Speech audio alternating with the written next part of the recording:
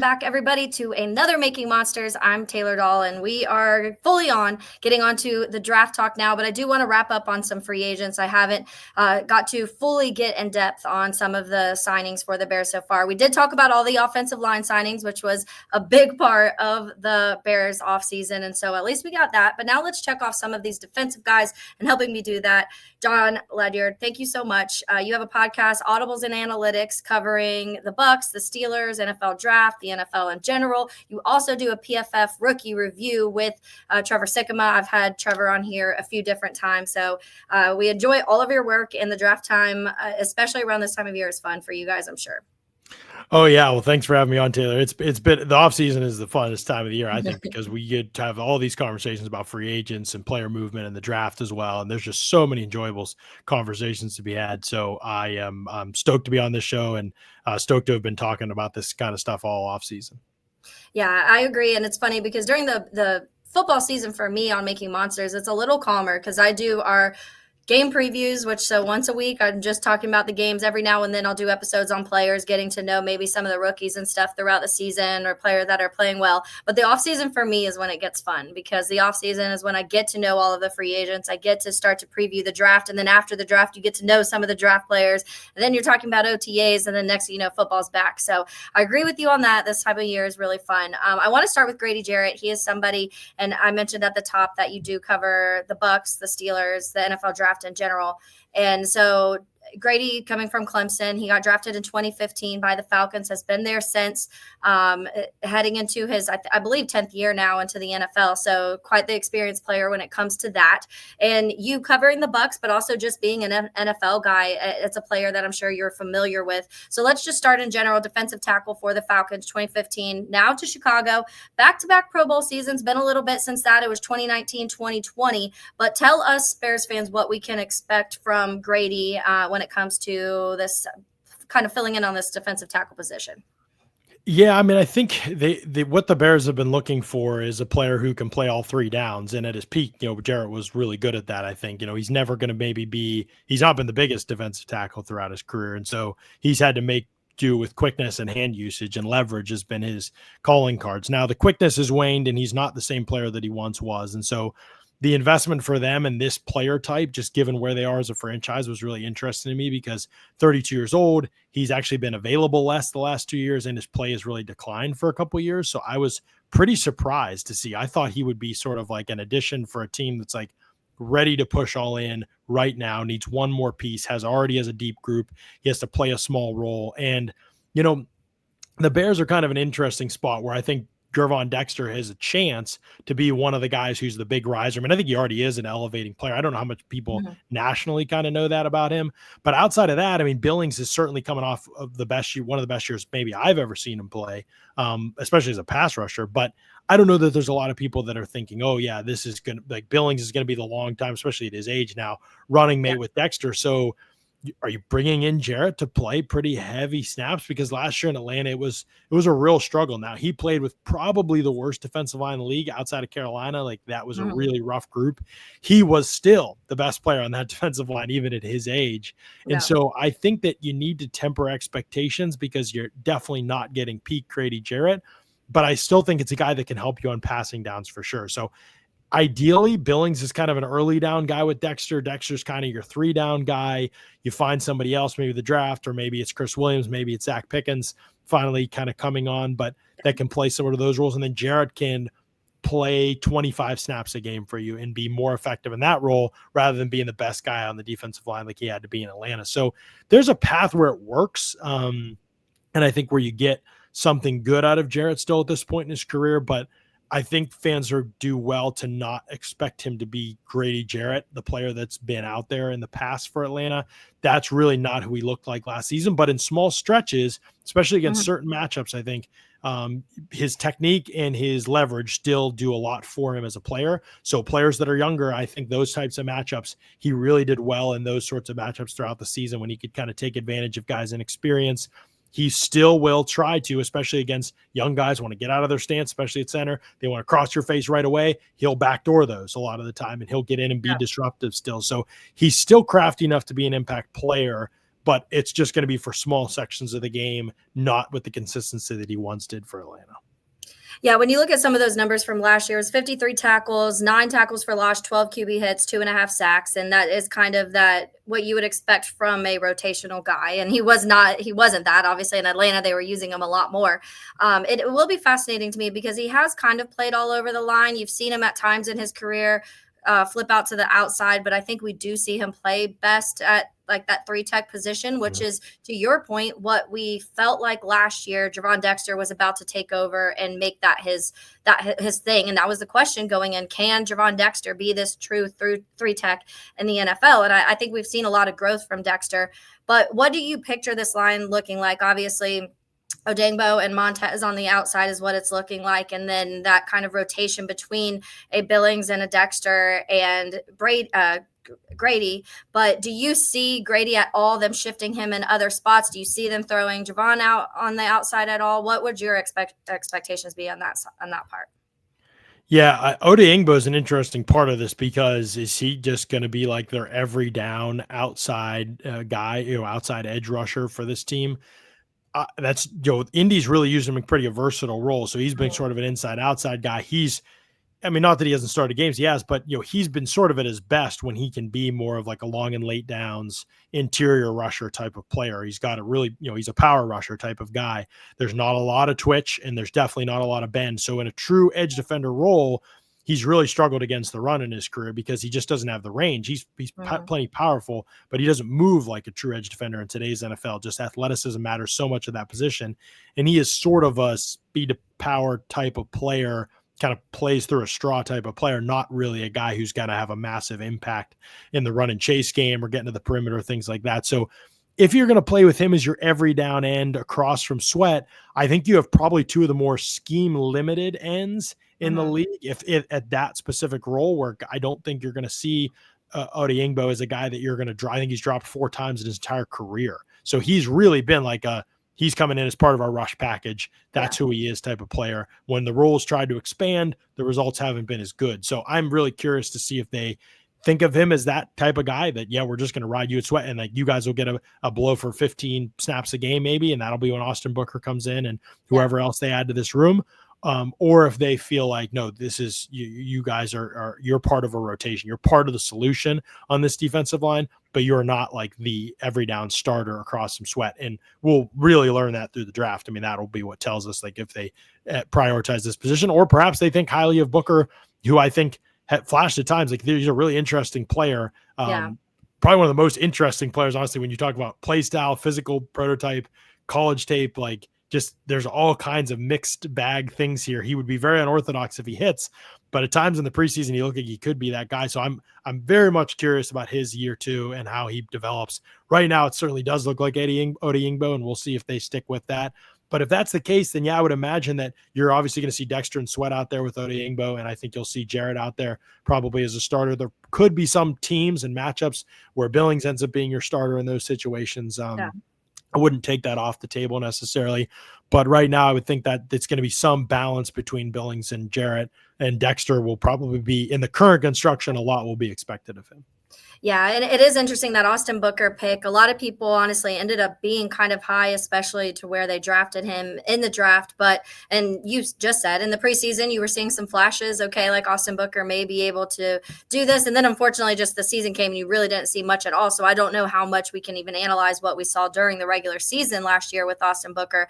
But one of the fascinating things to me, and this is another, you being familiar, covering the Bucs, being familiar with Dennis Allen and what his defenses can look like. One of the things that I've heard a lot of people say when they're talking about a Dennis Allen defense is the importance of that defensive front in general, but especially the interior, and the interior creating a lot of the pressure for the defenses that he's had throughout time. And that's kind of one of his biggest focuses. So I'm wondering if maybe to your point, like you have 2 guys in a Sweat and Odeyingbo that you're maybe like they're not so good at setting the edge and stopping the run and those things, but they're hoping that the pressures from the inside can help those guys on the outside a little bit more. And that's a big hope, by the way.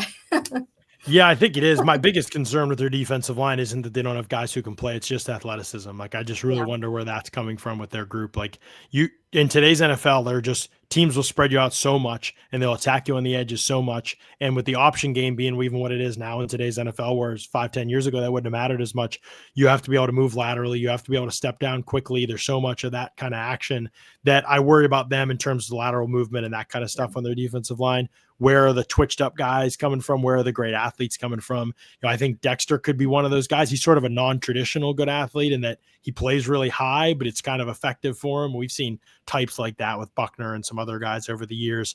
But, I think Odeyingbo and Sweat to me aren't the best movers in space. They're sort of play through Strauss type of players. Yeah. And I think that could be a limitation in a way the teams attack them. I think Booker's kind of like that as well. So I think there could be some limitations in the way the teams attack them.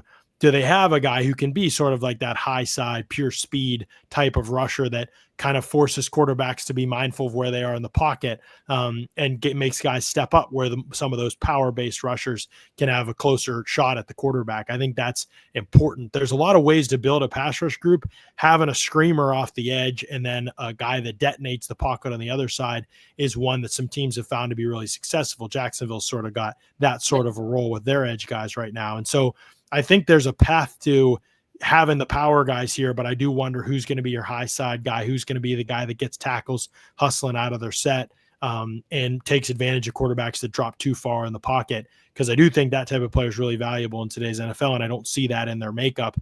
Are they going to be better on earlier downs? Yeah, I think they will be. And I think that'll continue to be an evolution of this team that matters. But I think there's going to be ways to attack them with their current construction that it will be interesting to see how they counteract that throughout the season. Especially Dennis Allen has kind of made a career really at this point of like a lot of these types of guys, right? The big, long body types have been his guys. If you watch what he did with the Saints, those were his guys, long and late downs, the Davenports, those types of players, that were kind of bigger ends type of guys. He's maximized them. So the players fit the coach, which matters a lot. But I did think toward the end of the time with the Saints that you saw some of the limitations of his way of playing that I wonder if that happens with the Bears too.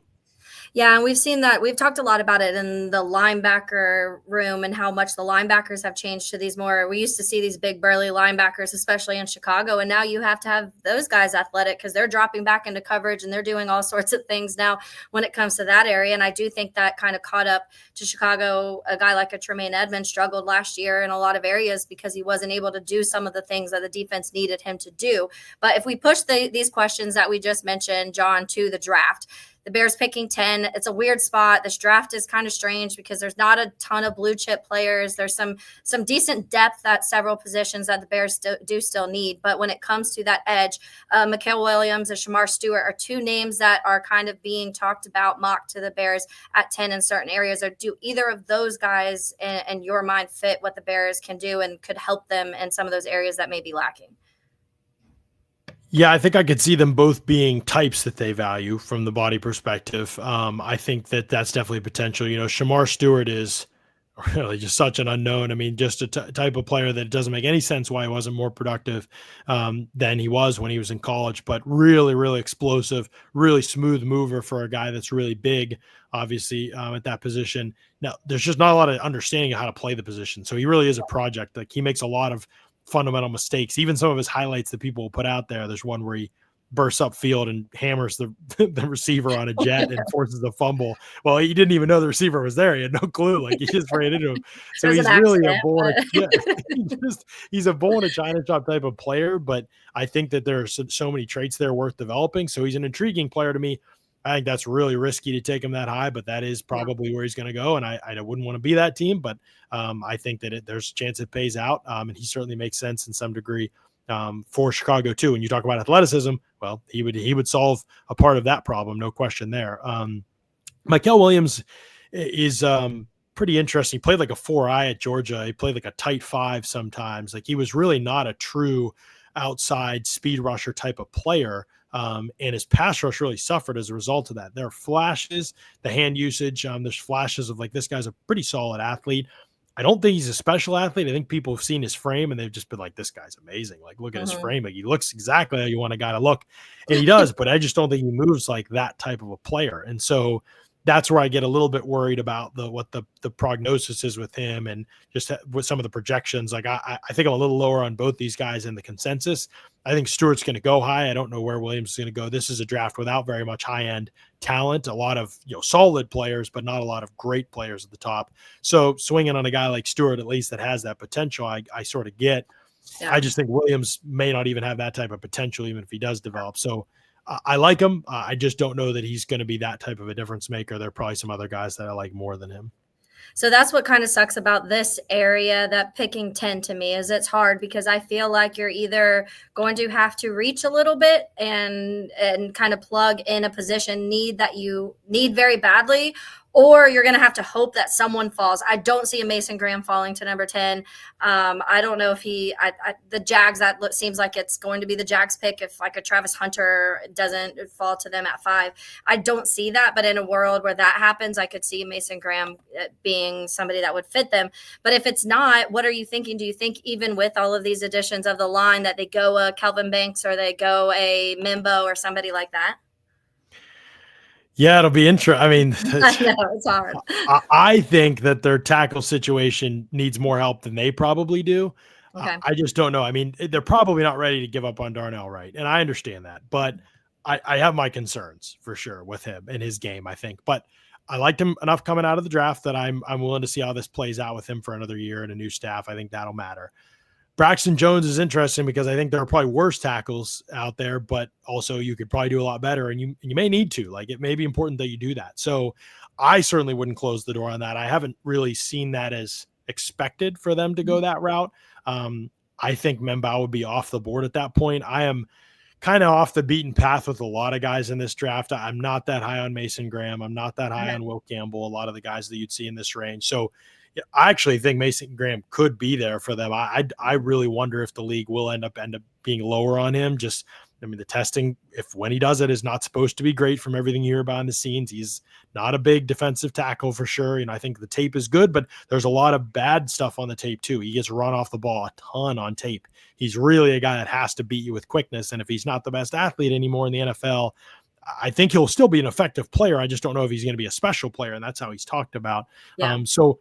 Yeah, I'd be a little bit skittish, I think, on those types of players in this range. And so it opens up the trade down options, right? Like it should open up those kind of options. Yeah. I mean, and I think that ultimately, like, the nice part is if there is nobody special there, a lot of the players are comparable after this. So you could trade down and get just as good of a player, and you add picks. The key, if you're not getting special talent in the first round, especially in this range, is more dart throws. You want more shots at getting this thing right and adding potential winning players to your team. So teams that understand that and trade down are teams, I think, that benefit the most from that type of a mindset and from drafts like this one, where they understand the richness of the draft isn't in any one player. It's actually in the group and the collective as a whole. So if we can maximize and get more bites at the apple, we have a way better chance of coming out of this draft and looking back in 5 years and being like, we crushed it, like compared to everybody else who tried to trade up for the one guy they had their eyes set on in a draft that it isn't that type of draft. Yeah. Just a couple more before I let you go. The Ashton Genty conversation is obviously another one. If Genty made it to 10, is that a thing that Ben Johnson would want to do? I don't know. I think that we didn't really get to see DeAndre Swift a ton last year because of Shane Waldron just turning everything into a disaster and the offensive line not helping much. But I definitely think the Bears still need another running back. I don't know if you want to take that at 10, especially in a draft that has the amount of running backs and the amount of talent that is kind of surfacing in the depth of the running back group in this draft. But what were your thoughts on that? And if Ben Johnson wants it, do they do it? Yeah, I mean, that's the question, is what he wants. I think what he wants, he probably gets. I mean, it's an interesting dynamic with him and Ryan Poles. We'll see how long that lasts, to the degree that it is currently in place, at least. But I would think that this would be something that Ben Johnson would be more interested in than probably Poles, but perhaps because Poles, I think, seems committed to building the lines, I think he'd be more likely to go a defensive tackle route, something like that, if it came up. I think that Ben Johnson feels like they've probably done that now at this point. It feels like they've spent those resources and wants to invest in adding more skill players to this group. And obviously, Ashton Jeanty would be awesome here. Nobody's going to argue that. Ashton Jeanty's a great player. I think it's all about value, right? Because this is a position that's proven year after year after year. And I know people like, the running backs coming back. And I think that's true in that they're being used more, but not in that one player is that much more valuable than other players. So you better make sure you're getting the absolute most special guy in the class. And I think there's a chance Jeanty is that guy. I also think there's a lot of comparable players in this class. And I don't think the running back position in of itself purely elevates you. Everybody will look at Saquon Barkley last year. Well, look at Saquon Barkley before that in the Giants. How many games were they winning until he went to one of the best teams in the NFL with one of the best offensive line coaches and offensive lines and schemes in the NFL? And then he started to be as productive as he was. Now, Barkley's an amazing player. I'm not saying he isn't. The position is just so dependent on scheme, play sequencing, offensive line play. Like if you have those things, you can take a guy in day 3 and get comparable production to the day 1 guy, but you need those things in place first. So that's how I would prioritize that. I would think that this would be way too early for a running back, but the Lions took Gibbs, and I think Gibbs is one of the most exciting players in the league. And obviously, again, another great team, great situation. He's icing on the cake in a lot of ways, but there's certainly ways to make it work. I just think from a value perspective, it's not a good process. It is funny because we have talked about that a lot this offseason after, how the running backs are back and like you got to pay these running backs now because they've made their way back into the NFL. But when all the ones we list, a Saquon that's on a good Philly team, a Derrick Henry that's on a good Ravens team, Jameer and Amonte that's on a good Lions team, and Aaron Jones and what the Vikings were able to do, Josh Jacobs and the Packers. So you're naming all these teams that are already pretty good and well-run organizations that have, when you add those running backs, yes, of course, you're going to up it a little bit. Even when we talk about what that James Cook was able to do in Buffalo and how they kind of revamped that offense. But I do think it will be interesting. I don't love the Jeanty at 10. I do think that, to me, I like a lot of these running backs in this class, so it's hard for me to say it's worth it at that point. Who would be your, let's say your second, third running back behind? Because I see a lot of different lists for this. Yeah, I don't know that I've even truly finished going through it in my mind, like for the backs, because I'm kind of scouting position at a time and I haven't done this position a deep dive yet. But you see lots of things as you're scouting other guys, and I mean, I think of Travion Henderson, and I'm like, man, this is such a Ben Johnson type of player. Like he's smaller, but he protects his butt off. Like he's really good catching the football. He's incredibly explosive. Like he's, to me, the closest kind of Gibbs facsimile in this class of the guys that I've seen, at least at this point. And so I would absolutely love him in Chicago. And I wonder if there's a way to get him with one of your later picks than this one, but he would be the guy that I would target for them and think of as a perfect complement, or perhaps your every down guy too. To the other interesting thing is DeAndre Swift, excuse me. Like, I don't know that Ben Johnson is the biggest DeAndre Swift fan based on what you hear about their time in Detroit together. Like, I'm not, Swift could be a guy you see move on draft day for a 7th or something like that. I think I wouldn't be surprised by that at all. So it probably depends what you get with this other, but I mean, I think he would be totally fine going with Johnson and Homer and a draft pick at this position. And I think that Travion Henderson could make a ton of sense. And from a personality standpoint, he's a great fit. From a player skill set perspective, I just think the fit is perfect. It's funny. I've heard a couple people say that. I mentioned it yesterday to one of the guys I work with, and he's a Michigan fan. So immediately was like, kind of rolled his eyes. And I'm like, you got to set that aside sometimes. It's okay. But anyways, Jon, thank you so much. Everybody, if you want to find Jon, it's Ledyard NFL Draft on Twitter, X, whatever you want to call it. What do you have coming up? What can we expect soon from? Yeah. Deep dive in the wide receiver draft class this week with Ollie Connolly, my co-host. We do the Read Optional podcast, which I do a bunch of podcasts, Bucks and Steelers podcasts that are on Audibles and Analytics. This show is also on Audibles and Analytics. You can listen to that. We do an NFL show at least twice a week, in season and out of season. But this time of year, we go position by position. We've talked, if you go back a couple weeks, people can find, I think it's probably about 4 hours of content on edge defenders in this class. There you go. There you go. In podcast form over on Audibles and Analytics. And then we've got interior defensive line the next week. We've got quarterbacks. And then we did tight ends last week. And now we're on wide receivers this week. And we'll keep going through the position groups up until the draft. But we go pretty in depth and we go pretty deep into the class. And we talk about players, their skill sets, their value, who they compare to in the NFL, what schemes they might fit best in, what their strengths and weaknesses are, how we feel about them compared to consensus. So this time of year, it's almost all draft for us. We did talk free agency as well. We talked about the Bears if people want to go back and find those episodes. But yeah, Audibles and Analytics, it's a subscription Substack, but it's $5 a month or $50 a year to subscribe. And we, that and between that and scouting reports, there's probably about 8, 9 pieces of content per week that go up there. So I think you're getting a good bang for your buck.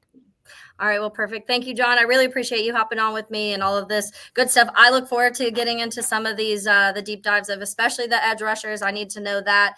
The tight ends, I don't know. The Tyler Warren is still one of the ones maybe mocked to the Bears. I like Cole Kmet, so I'm not in that realm. But I do think that this time of year is fun, like we said, because we do get to get into some of these guys that maybe even if you did watch college football, you may not know all of these people that you're going through. So I appreciate your time, and I hope you have a good rest of your week.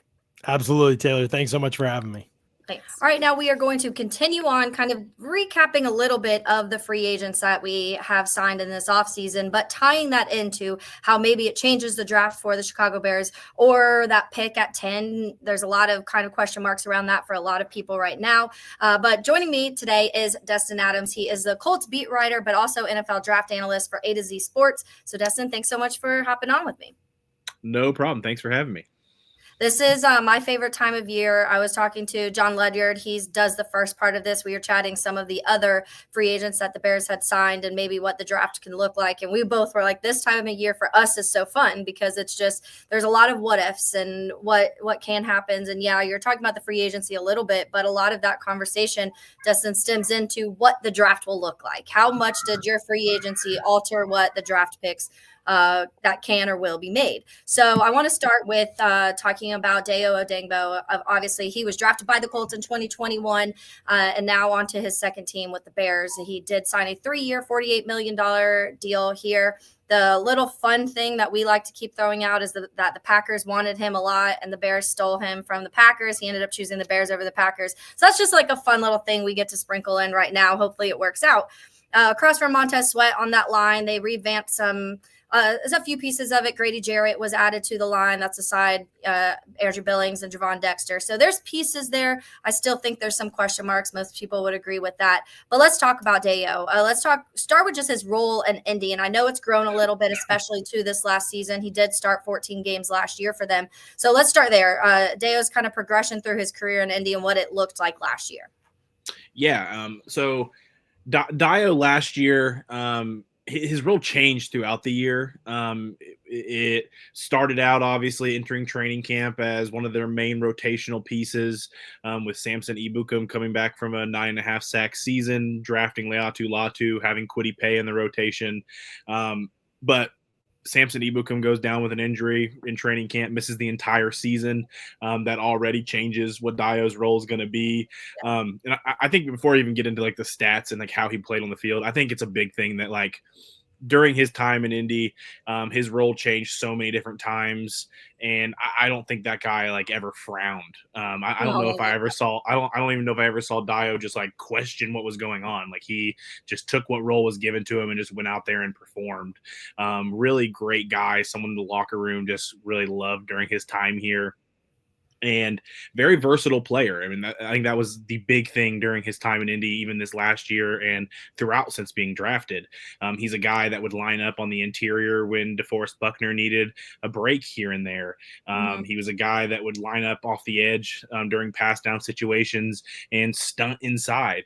I'm really excited to see what Dayo looks like with Dennis Allen. I know Dennis likes to get really creative with how he uses his edge rushers. And I think having him succeed in New Orleans with a bigger edge like a Cam Jordan really comes to mind with what Dayo can do in Chicago. Definitely a guy that is going to be known for being able to be a little bit more strong off the edge and create a pass rush presence because he just overpowers tackles.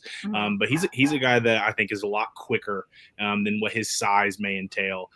He's a guy that can win in a lot of different ways. I think Chicago got a good one. So that's interesting that you say that, because that was one of my questions. That as we're seeing some of these transformations of how defensive lines are looking and linebackers, they're getting a lot of these guys are more athletic than the big, bulky, burly type of guys, and some of that has factored into other decisions that the Bears have made in the past and how they approach things. Dennis Allen does like that big guy, and it's funny that you said the Cam Jordan because their measurables are almost identical when it comes to that. So you hope that he can kind of develop him into something that Cam Jordan was in that type of realm of things he asked him to do. But the quickness, I like hearing that, because when I was talking to Jon Ledyard, he had some concerns about Grady Jarrett. He was saying, Grady Jarrett obviously later into his career has slowed down a little bit. He's not as quick as he used to. And Montez Sweat is kind of known for more of that slower, strategical, power over speed type of guy. And so it's nice to know that you do have someone that I feel like could add the athleticism and quickness to it, because I think that was some of the Bears fans' concern. Yeah, I mean, I think whenever you're looking at a player that Chris Ballard drafted for the Colts, like there's a certain athletic profile you have to hit. And I know some people look at the RAS and the 40 time and those things like they shouldn't matter as much as they do. But for the Colts, like it has, like if you don't hit a certain athletic profile, you're not going to be on their board. And for this guy, they drafted him in the second round, even after tearing his Achilles. So obviously he didn't go out at the combine and put up testing numbers so we know for a fact what it was. But this is a guy that I think everyone around the league thought was just an athletic freak from his time at Vanderbilt. And I think for the Colts, a big thing, and I think some people may look at his size and how he wins, because he's a guy that uses his strength to win quite a bit. So I do understand why somebody may question it. But I honestly think it's just because of how big he is and how much of his win rate came from that he didn't have to use it. But I think if anybody wants to go watch just like how he moves as a defensive tackle when he would play for Buckner, I think you really get to see how he utilizes his speed against bigger offensive linemen like guards and centers, and being used in stunts to go inside and use it. Because I think he was utilized in stunts at Indy more than any edge rusher on the Colts. And I think a big part of that was thinking how long and fast he can be to move inside. So I don't think it's a con. Okay. Yeah. And so it is interesting. Let's go to the Colts line this last year, this defensive line. There's several injuries across the line, obviously DeForest Buckner being one of those, Kwity Paye being injured. So how much did that factor into the role of where Dayo was and what he kind of had to do? You talked about him moving inside and out. Where do you think he plays best? Can he do both at a high level? What kind of your expectations with all that? Yeah, I mean, what he's best at, I mean, I think the most dominant version of Dayo has always been when you can get him some run inside on pass downs. And I think that you're able to just do more when you have an athlete like that rushing out of that 3 tech, out of that 5 tech on the interior. And I think if you go back and look at some of these games where he has 3 sacks against the Patriots in Germany, he has multiple sacks against the Panthers in Carolina. I think you see a lot of those come from the interior. And I just think he's just a big mismatch in that area. So personally, I always think if you can find ways to utilize him on the interior. Now, with a guy like Dennis Allen, you don't have to necessarily line him up as the defensive tackle. You can mix in enough stunts to be able to utilize him and kind of create a little bit more mystery of where he's going to rush from, which is why I like the fit with Dennis so much. Yeah. But I definitely think getting him against guards and centers has just been a mismatch throughout his career. And so it's going to be fascinating what Dennis Allen does. And I was talking to this with John yesterday about even Grady Jarrett, because Grady Jarrett also has played multiple places on the line. So it seems they have this recipe of maybe trying to trick offenses, of not really knowing where those pressures are coming from, because you do have guys that can move all over the place. Even Javon Dexter, honestly, there were moments last year that they would slide Javon Dexter on the outside and let him rush the passer a little bit from there. And so it will be interesting to see how Dennis Allen really does this. And everybody I've talked to when it comes to the Dennis Allen schemes and how his defenses work, all talk about how important that interior pass rush is and how it plays like the biggest part in anything he does defensively in the NFL, and the times that we've seen him succeed too. Yeah, I don't think it's a shock that the reports coming out that Ben Johnson's final 2 for his DC were Dennis Allen and Lou Anarumo, just because both of them have pretty much the same goal when game planning for any offense.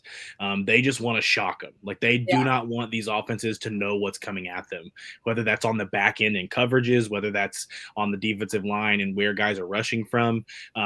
It doesn't shock me that Dayo was high on their list because of that. I'm really excited to see how he's utilized in that scheme, because if it wasn't going to be back in Indy with Anarumo, I think Dennis Allen was a really good fit for him. Well, I love hearing that. I wanted a couple of the numbers that stood out to me comparable to the edge defenders who had around his same snap percentage at that position. His 12.6 pressure rate ranked amongst the top of that group of guys, and then his pass rush win rate, that phrase is always hard to say, on third down specifically 16.8%. And so that's another thing. And how much are we going to see him on the field? The Bears drafted a guy, Austin Booker, this last year, and we didn't really get to see much of Austin Booker in the preseason. It looked like he was showing some flashes. So I'm really curious as to how much they kind of are rotating guys, moving guys around. How much are they really putting out this, moving him? Maybe he's that third down guy on the outside, and because that's what he seems to be really good at, and then you move him inside in certain situations. So I do think that'll be one of the more interesting things to watch as to how Dennis Allen does this, especially when you have numbers like that when it comes to the third down specifically. Yeah, so in Indy, that was the big thing. Like his role just changed so much, and they kept him kind of loose for third downs and obvious pass down situations, where I think it probably does help like how high that percentage it goes. But I also think the fact that he was never quote unquote a full-time starter. Starter on defense is so subjective in the NFL when it comes to snaps. It's just how you're going to get utilized. But technically he's not a full-time starter compared to other guys. And when you look at snap counts, it's not going to be as high as you've seen a lot of edge rushers in the league. So I think that mystery is really what led to him. I think a lot of people were shocked at how high his market got because he was never a full-time starter in Indy. But I think if you look through free agency and just look at other guys that have really like cashed in, there's been a lot of those just because the mystery aspect of if he did this on this snap count, what could he be like if he's playing a much higher rate in Chicago, for example. I think we're going to see him have more snaps there than he did in Indy. And I think that price point is really the reason that it gets there. But I do think being able to find ways to utilize him on third downs was big in Indy, and that was a big element of getting him on the field and where a lot of his snap counts came as a result. So it'll be interesting to see if maybe that is where you see Dennis Allen use him on the interior, but you use him on the outside on early downs because he's a bigger body and can play pretty well against the run in comparison to other smaller edge rushers. Which that's a good thing. I like hearing that. And that was one of the Bears' biggest struggles last year was getting off the field on third downs. It felt like you would get them in third and shorts often and it would just not play out, and then you felt like your defense was on the field forever because you'd get them to those third downs but then could never get them off the field on those third downs. So someone like this who is good at creating those pressures in that area, and I like the Bears secondary a lot, and I think that there were areas they started to struggle late last season just because there was zero pass rush and there was the quarterbacks had all day to kind of think and feel the field and see everybody open, and it really affected the Bears secondary later in the year. But I want to talk a little bit about now going to the draft because the Bears have the 10th pick. It's a weird spot to pick in this draft just because there isn't that super high amount of blue chip talent in this. There's some certain position groups that are deep when we talk about that running back group, when you talk about maybe interior offensive line, stuff like that. There's because a lot of the offensive linemen, I feel like this year are all like, yeah, they played tackle in college, but you'll probably slide them in and play guard. The amount of guys that I feel like in this draft are kind of labeled a lot of tweeners this year. Yeah. So that 10th pick, some of the names coming out, I'll start with the defensive players that I'm hearing just because we're in this conversation with these moves of you have Montez Sweat, you have Andrew Billings, you have Javon Dexter. Now you've added a Grady Jarrett and you've added a Dayo Odeyingbo. Do you still think that there's a chance at that 10 they go after a guy like Mikael Williams or Shamar Stewart? Those are the two names that are being thrown out into the universe that could be available possibly at 10 that may still be able to fit that need. It'll be interesting. I mean, obviously, some things are going to change going to a Ben Johnson as for the coaching staff, and obviously the same GM in place. So it'll be interesting to kind of see like how they attack the first round, because obviously in Detroit, a lot of their mindset was getting guys that can play early, and I think that's something that I could see Ben wanting to bring with him to Chicago. I don't know First, personally, I just think this edge rusher class is a lot. It's probably very similar to what we saw with Dayo when he came out. Yeah. A lot of guys that may not have elite production in college, but there's a lot of untapped potential that you're looking at there. So to me, would I use the number 10 pick on a guy that I just spent a lot of money on in the edge rusher? I have two guys now off the edge in Chicago that are making north of 15 a year, as well as having a guy like Austin Booker you took high last year. I don't know if that's where I would go with it. Now, I don't think the signing of like a Grady Jarrett should deter them from adding on the interior if it comes to a chance, just because Jarrett being at the latter half of his career at this point, if you find an upgrade at that spot that can kind of play behind him but be utilized in a role that gets enough playing time early, I could see defensive tackle being in play, especially if somebody starts to fall a little bit. Like if Mason Graham was there at 10, I mean, I think any team that has a pick after that 5 point, if Mason Graham is on the board, he's good enough that you have to consider it. Yeah. Yeah. And that I think is the big, I don't think Mason Graham will be there at 10. That obviously is a conversation if he somehow something crazy happened. I've been trying to push as many quarterbacks as possible. That's been my narrative this offseason, because obviously the more quarterbacks that go in the top, the better, the more people that start to fall a little bit. But it will be interesting. And so if it's not that, some of the other names coming in are obviously offensive linemen, and you don't think that top, like a Will Campbell's going to make it. So then you're starting to look at an Armand Bimbo, who a lot of people are like, I don't know if he'll make it, but if he's there, is that pick worth it? Is a Kelvin Banks worth it? What about one of those names there at 10? Yeah, I mean, I think those offensive linemen are all options. I mean, you saw what Detroit did. Obviously, in the division, you get to see him twice a year. You got to see what Ben did and how important having that run game firing at all cylinders is. So I think a lot of those offensive linemen should be in play if they're there. I mean, Campbell, as you were talking earlier about guys that are viewed as tweeners, there are going to be teams that view him at guard. There are going to be teams that view him at tackle. Same with Mimbo. Banks, I think, is a little bit more set that he's going to be a tackle. Tyler Booker didn't test overly well, but dude's a mauler in the run game. Like if you get someone at that size and on the interior running what Ben Johnson does, I mean, I think any of those guys at 10 would make the Bears offensive line better. And I think that's got to be the biggest answer to the question of who do they take at 10 is somebody that's going to improve what they're doing. Like whatever you're taking there, like needs to be someone that comes in 2025, not 26, not 27, and improves your team at pick 10. Yeah, and that's what I think that Ben Johnson will have a lot of say in that pick 10, to your point, because previous years, obviously, Eberflus, formerly being that defensive-minded coach, we used a lot of the draft capital on defensive guys, which has hit. Like I love a Kyler Gordon. I love a Jaquan Brisker.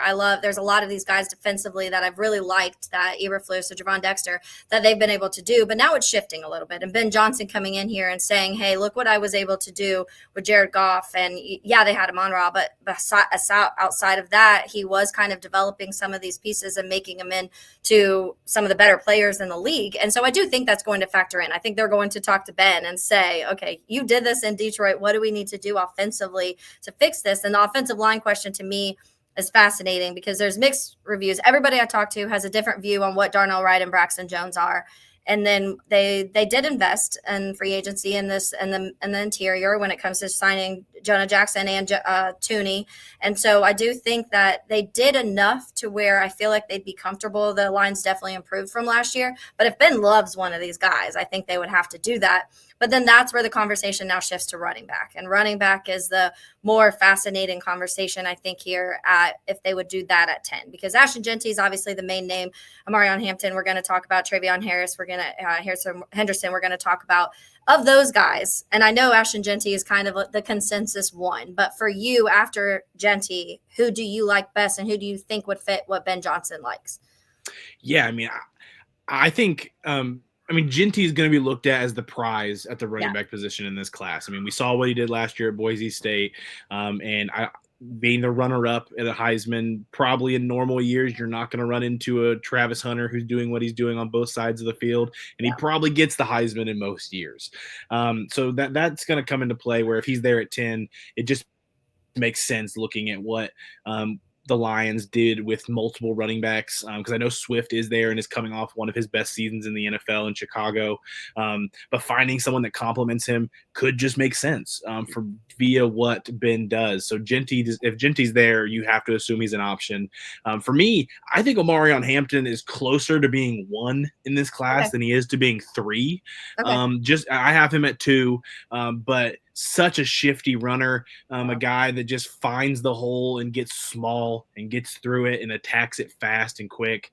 I think he's a guy that, if utilized early in his career, could very well be one of the better selections in this class in terms of production that we see come out of it. Now, if that pick is announced at 10, I'm sure there would be some mixed reactions at taking a running back not named Genty in the top 10. But there was mixed reactions when Gibbs was announced in the top 10. And I don't think there has been any arguing since that pick that they'd go back and make any other selection there. So if the Bears like a guy enough, and if Ben looks at Omarion Hampton and says, man, like, I can get a lot out of this kid, I don't think he would bat his eye at taking that pick and just fighting through the criticism that would come with it. Because if he plays well on Sundays, it's not going to matter what people say or what draft grade it gets after the draft. And that's what I think I've had to try and like calm Bears fans down a little bit, or at least have that conversation to be prepared to not have maybe the person you think it is. Because when you look at what they did in Detroit with Ben Johnson, there was a lot of shocks. There was them, obviously, even Penei Sewell, people are like, you're really going to draft someone that high, an offensive lineman that high. And then when they got Jahmyr Gibbs, you're going to take a running back that high. Then when they drafted Sam Laporta as high as they did, they're like, you're really going to take Sam Laporta that high. All of them have hit. All of them, I think anybody would take at this point in time on their football teams for the most part. So I do think that we're so used to this world in Chicago where they've had these splash, maybe first, second round picks that you're like, okay, that's exactly who I wanted. And like maybe they've panned out a little bit, but it hasn't been maybe the highest need that they've needed at the time, or it was somebody who hadn't been able to come in and be developed quite as well as you would like to see them. I do think Ryan Poles, and I know there's mixed feelings on Ryan Poles in Chicago too. I like Ryan Poles. I think that from what he took over in Chicago when he first got here, there was a lot of fixing to be done. And I read a stat recently where when he took over, there was like $88 million of dead cap, and now it's like just barely over 4 million. And that's just some of the things that he's been able to do. So I think people immediately are like, well, the general manager just has to draft. That's all they have to do. Like, there's a lot of other pieces in figuring out how to fix teams. Final one before I let you go, Destin, because just talking about that top 5, let's say that top 5 is going to dictate what happens beyond that, obviously, immensely. And the Titans, that question of, are they rolling with Will Levis? Or are they going to take a quarterback? It does kind of seem now they're leaning towards that Cam Ward pick. But what did the Browns do? Did the Browns take a quarterback? The Giants now going and get a Russell Wilson and Jameis Winston. So do they still take a quarterback? And you covering the Colts too, you're looking at both the Tennessee Titans and the Jacksonville Jaguars picking in the top 5. So what are your thoughts on how this may shake down and how it kind of alters what happens after that? Yeah, so I mean, you mentioned it a little bit earlier that this isn't a class where many teams have a lot of blue chip prospects that they're viewing at in this class.